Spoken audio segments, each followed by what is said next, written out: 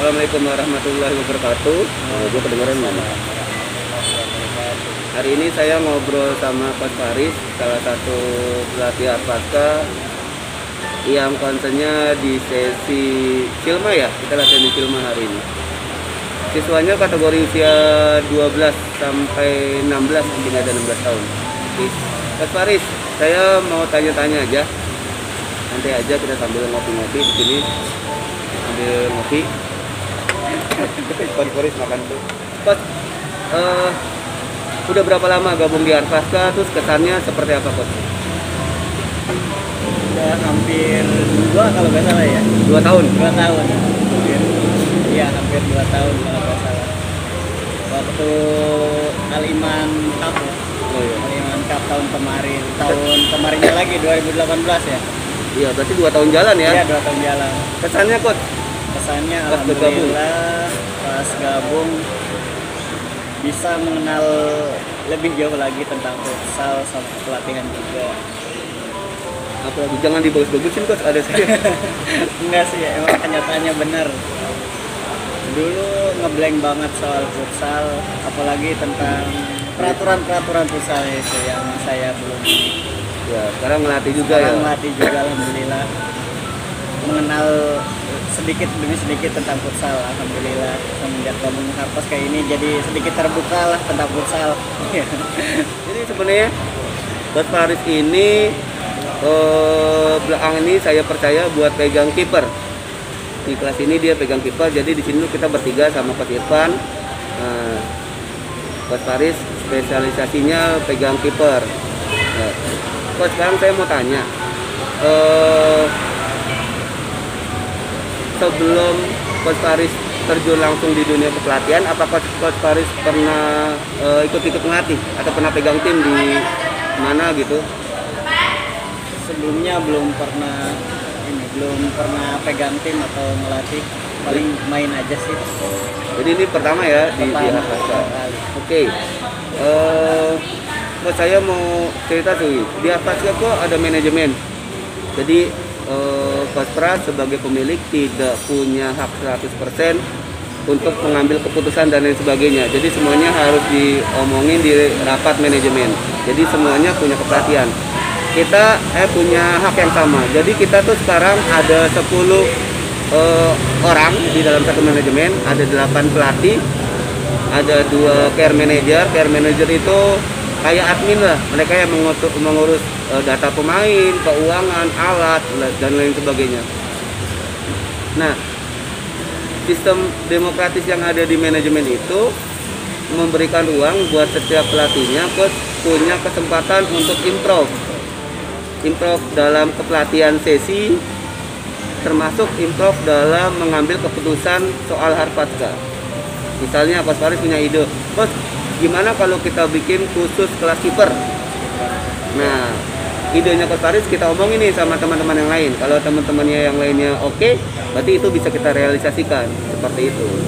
Nah, sekarang di 2021 saya pengen menampilkan hal yang baru di manajemen. Jadi nanti kedepannya saya Coach Pras tidak secara langsung teknis harus turun ke lapangan. Jadi posisi saya nanti adalah direktur teknisnya. Nah, di bawah saya nanti ada teman-teman head coach, mereka yang bertanggung jawab langsung terhadap sesi dalam kelasnya, dibantu oleh coach. Jadi kita nggak ada asisten coach. Jadi katanya adalah dirtek, head coach, wasit coach. Nah, tujuannya adalah supaya sesi yang di lapangan berjalan tanggung jawab coach sama head coachnya, lalu dirtek tanggung jawabnya itu di awal. Nah, mengakomodir materi-materi latihan, program latihan dari head coach yang disusun bareng. Jadi head coach nyusun materi bareng sama coach. Lalu dari mereka berdua dilimpahkan ke saya. Lalu saya juga akan ngobrolin ke head coachnya tentang materi yang mereka store ke saya.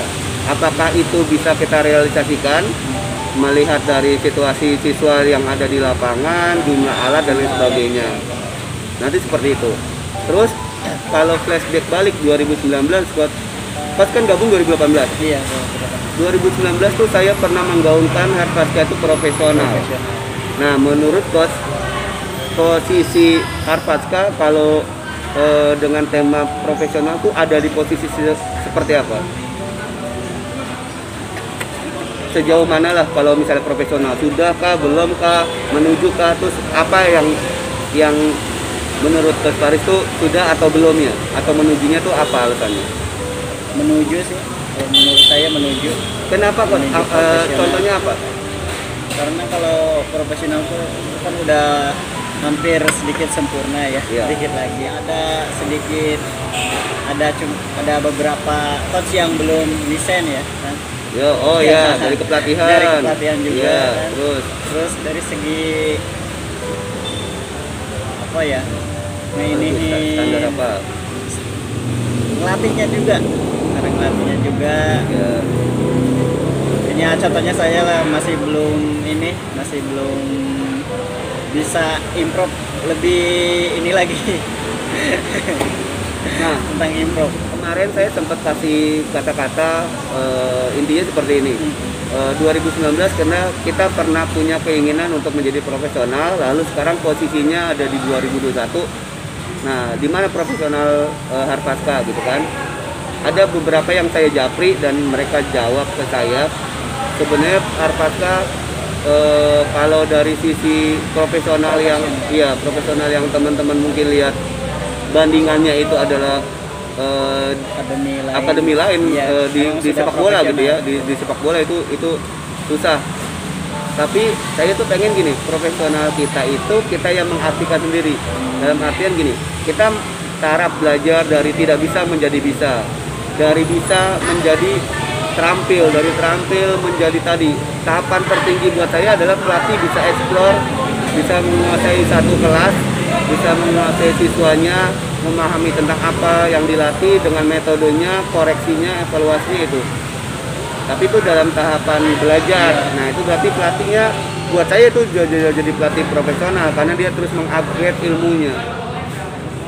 Gitu. Jadi sebenarnya agak berat ringan juga, beratnya susah gampang. Iya. Benar. Karena memang kalau tujuan kan Susah. kita harus taruhnya di atas, ya. Kalau tujuan tuh kita harus taruh di atas.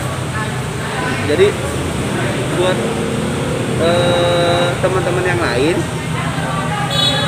paling tidak di 2021 ini kita masih punya tujuan yang sama, membangun manajemen Harpatka yang bagus. Kalau bilang profesional, oke, kita belajar ke profesional, tapi profesional dalam artian kita yang mengartikan. Jadi sama, semuanya masih dalam belajar, saya juga belajar. Terus sekarang kita ngomongin ke sesi Coach. Coach Pras ini tipikalnya ya, saya jujur. Saya ini orangnya apa? Langsung gitu, to the point. Terus pada saat itu juga itu kan saya miss, sering banget itu teman-teman pelatih sering banget miss sama saya. Jadi saya tuh bukannya egois jadi responnya terlalu cepat. Iya. Jadi ketika saya melihat kesalahan di depan mata saya pengen saat itu juga dikoreksi, padahal ada koreksi yang saat itu juga atau ada koreksi yang setelahnya. Artinya biarkan sesi itu berjalan tapi tetap dilihat, tapi di evaluasinya atau dikomunikasikannya nanti setelah sesi. Ya, tapi Coach Pras tuh orangnya emang selalu itu ya. Sering banget itu, saya akuin itu saya akuin, saya tuh orangnya begitu. Tapi kalau teman-teman yang dikoreksi atau dievaluasi itu melihat sisi baiknya adalah oh iya itu ada kesalahan, harus diperbaiki. Mungkin kekurangannya Coach Pras adalah tempatnya tidak pas, waktunya pada saat mengoreksi gitu.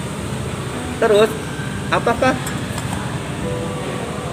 itu jadi beban? Saya takutnya itu malah jadi beban. Wah, kasar gini. Ada yang baper ya? Iya, baper atau enggak gini. Coach Pras bilang, wah kayaknya Coach Pras ini ketinggian gitu naruh levelnya. Padahal enggak teman-teman, bukan naruh levelnya ketinggian, tapi gini, buat saya sesi yang bagus itu adalah satu sesi yang realistis. Artinya kamu boleh cari referensi dari YouTube ataupun Google soal materi, tapi itu harus di-compare lagi, disesuaikan, dimodif lagi sesuai dengan siswa atau pemain yang ada. Jadi harus efektif, harus realistis gitu. Dan pelatih tuh harus punya pemikiran cepat ketika dia jalanin ternyata 3 menit itu nggak realistis. Misalnya passingnya kejauhan, maka dia harus berpikir cepat, oh gua rubah nih. Atau misalnya gini, siswanya awalnya cuma ada 5, main dengan 2 bola tuh aman berjalan. Ya, tapi siswa 5 bolanya 3, tapi tiba-tiba ada siswa yang terlambat nih nambah, boleh jadi 10. Berarti kan pelatih harus berpikir cepat, setnya harus dirubah atau dikembangkan. Itu maksud saya gitu loh. Nah ketika ada misalnya datang 5 orang terlambat, terus jadi rework, coach pras lihat, udah di situ pasti ditegur. Nah itu kesalahan saya di situ tuh, saya suka nggak lihat timing waktu. Tapi itu justru harusnya kalau saya jadi teman-teman tuh lebih enak. Kenapa? Dulu saya belajar ngelatih itu otodidak, artinya sendiri. Saya melihat tidak ada yang ngajarin. Nah, sekarang kasarnya kan teman-teman ada di manajemen Harpaska, dia bisa belajar gitu. Terlepas dari jelek buruknya, jadi pasti ada yang kita kasih pas prestasi itu baik, ada yang buruknya nggak usah dipakai gitu. Jadi teman-teman punya filter sendiri. Nah di Harpaska itu bagusnya kita rutin. Iya, kita punya ini sendiri. kita punya coaching klinik setiap 2 sampai 3 bulan sekali. Terus setiap habis sesi kayak gini nih, kita ngobrol ngalor ngidul, tapi biasanya tapi biasanya sekitar 20-30 menit kita evaluasi tentang sesi tadi tuh, atau tentang pemain. Biasanya kita diskusi gitu. Di larangan juga seperti itu. Kita bisa latihan itu selesai jam 9, tapi anak-anak pelatih di larangan tuh bisa ngobrol sampai jam 1, jam 2. Tapi biasanya di awalnya dia akan bahas tentang sesi. Nah, di saat ngebahas sesi, teman-teman pelatih tidak usah baper. Terus ketika punya penguatan, ngomong lagi, coach kan tadi kan awalnya 5, terus datang lagi tiba-tiba 5 orang, jadinya crowded gitu. Nah gimana caranya pelatih itu cerdas, dikasih lapangan, setengah lapangan misalnya, bolanya Harpaska tuh di larangan bolanya banyak banget, bolanya banyak, alatnya banyak. Gua rasa 10 orang pemain itu nggak akan crowded. Bola kita tuh di larangan baik banget, 10 pemain tuh nggak bakal crowded. Jadi makanya ketika itu ada miss pasti coach pras langsung masuk begitu. Nah jadi gimana caranya teman-teman boleh menjelaskan situasi yang tadi yang gua koreksi tapi tanpa baper. Gitu, nggak apa-apa. Kasarnya kita perang argumen di situ. Dengan waktu coaching terakhir kan, rame kan debat kan di situ kan, saya suka tuh gitu karena semakin banyak yang didebatkan berarti semakin banyak pemikiran. Itu jadi nggak usah pelatih tuh nggak usah gue berarti salah, gue gini, enggak. Jangan juga berpikir satu kesalahan ngelupain 10 kebaikan yang ada di.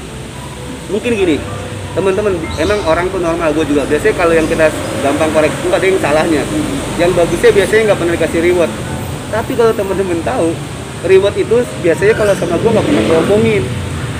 Gue misalnya komunikasi sama Dewi, ada uang sisa berapa, kita beliin apa, misalnya sepatu kah atau jersey kah, atau misalnya pagi-pagi gue datang ke sesi gue bawa gorengan, gue bawa kopi, itu bentuk reward yang tidak usah harus diomongin.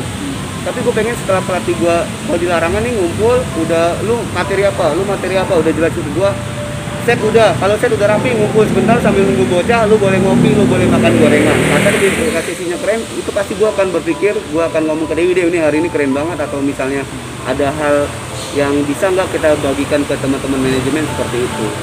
Tujuannya baik, kita membuat sesi latihan yang bagus buat anak-anak. Perbedaan pendapat itu mah biasa ya. Ya, sekarang terakhir nih, ini jujur-jujuran ya, jujur-jujuran, jangan lihat ke samping gua. Nah, sekarang ngomong kayak gua dulu. Menurut lu udah kenal gua 2 atau hampir 3 tahun di Harpaska, gua tuh kayak gimana sih orangnya? Riz, jujur-jujuran nih. Ya kalau pendapat saya ini sih ya baik ya, bohong galak. Baik ya, care sama teman ya, banyak ilmu yang saya pribadi sebagai guru olahraga gitu ya banyak niru ini dari coach pras gitu. Gua tuh gak ada yang jeleknya. Ya itu yang keras ya, gitu aja ya. Keras. Emang ya. Orang di keliling gua tahu itu, bahkan orang terdekat gua, bini makanya kalau pas ada ini nih, makanya saya di grup ya, saya diam aja mau lihat dulu sampai sejauh mana gitu, baru nongol saya gitu aja. Jadi memang kita gini, manajemen yang bagus tuh bukan manajemen yang diem-diem aja. Karena takutnya diem-diem aja ternyata ada masalah, didiemin, nggak diselesaikan, nggak dibahas, masalahnya jadi besar, bubar manajemennya. Ya. Nah, gua tuh tipikal gini, kalau mau di lapangan mau di luar lapangan soal manajemen, ketika ada masalah gue pengen ayo semuanya ngomong, kan tadi gue udah bilang kan semuanya punya hak yang sama gitu. Terlepas jangan lihat Pras yang diriin, Pras yang punya, enggak. Bahkan gue berani bilang kalau Harpasar sekarang punya kita semuanya nih. Coba Harpasar ditinggal semua pelatih, bubar nggak? Bubar pasti. Pras bisa apa? Nggak bisa apa-apa. Dulu Pras bisa apa? Karena Pras yang ngebangun. Sekarang udah besar, sama semuanya gini. Ada seorang yang bukan siapa-siapa terus dia bangun perusahaan. Perusahaannya sudah besar banget. Tiba-tiba dia diktator atau dia tidak punya sistem koreksi. Artinya teman-teman yang lainnya tidak punya hak koreksi yang sama. Teman-teman yang itu merasa tidak dibikin adil, dia akan keluar, bubar. Nah, gue nggak pengen itu. Makanya gue bilang ketika ada kesalahan, gue koreksi. Terus misalnya cara ngoreksinya gue terlalu keras, teman-teman boleh ngomong ke gue. Atau enggak, Japri atau enak ketemu kayak gini, Pras, lu tuh terlalu keras. Karena mungkin mereka ada beda pemikiran atau mereka beda usia sama lu. Seperti itu gitu loh. Nah, gue musyawarah bareng lah. Iya gitu. Tapi emang gitu. Tapi gue sih lebih mempertahankan gini. Teman-teman tetap dengan karakter masing-masing, Pras dengan karakter masing-masing. Tapi kan tetap gini, gue tuh cuma di awalnya doang kenceng. Tapi ketika udah berapa menit setelah gue itu, gue akan down tuh. Maksudnya gue akan berpikir lagi, tadi gue bener atau enggak? Kalau gue bilang, oh tadi gue bener, tapi cara gue salah. Jadi gue tuh bilang, guru olahraga tuh harus sportif, termasuk sama dirinya. Jadi ketika gue koreksi, terus gue salah, beberapa menit setelah gue koreksi atau gue evaluasi, gue harus tadi gue bener yang gue koreksi, tapi cara gue salah. Atau tadi yang gue koreksi salah tuh bener dia. Udah gitu cara gue salah, ya gue akan ngomong ke dia, sorry tadi gue salah koreksinya. Iya bener lu gitu. Harus begitu guru olahraga tuh. Ya, iya harus termasuk sama dirinya. Makanya di keluarga begitu, gue sama bini gue juga gitu. Gue orangnya ngomong keras, adatnya keras. Bahkan di mana pun lah, tapi bukan keras berarti gue tuh membenci persona apa gimana gitu. Gue misalnya ada satu hal yang sesi tadi Mas Faris gue koreksi misalnya, bukan berarti semuanya akan gue jadi enggak, hanya sesi itu aja yang harus kita bahas nih. Tadi sesi itu kenapa nggak berjalan bagus menurut gue, lu punya argumen kan? Kita diskusiin gitu, besoknya ya udah kita mulai lagi. Jadi nggak ada hal seperti itu ya. Jadi itu teman-teman ya. Jadi mudah-mudahan video ini cukup menjelaskan soal ya apa namanya di manajemen seperti itu ya. Justru Arpaska tuh udah buat gue sih udah lebih maju karena udah mulai terorganisir, kita udah punya bagian-bagiannya. Insya Allah lah sedikit lagi profesional. Amin. Mimpi gue mungkin gini, kita emang ada di grassroots ya. Justru orang paling banyak menghindari grassroots. Karena itu capek pegang anak, membosankan, susah gitu. Pengennya jadi pemain, pengennya ikut turnamen juara. Itu banyak mindsetnya gitu. Aku pengen jadi pelatih karena gue pengen tim gue juara, gue pengen pegang tim yang hebat gitu. Tapi di Arpaska tuh enggak, Arpaska tuh membentuk karakter, cara bermain gitu. Ya, thank you Riz untuk kali ini. Siap. Nanti kita ngobrol lagi sama teman-teman pelatih yang lain. Saya tutup Arpaska untuk Indonesia. Wassalamualaikum warahmatullahi wabarakatuh.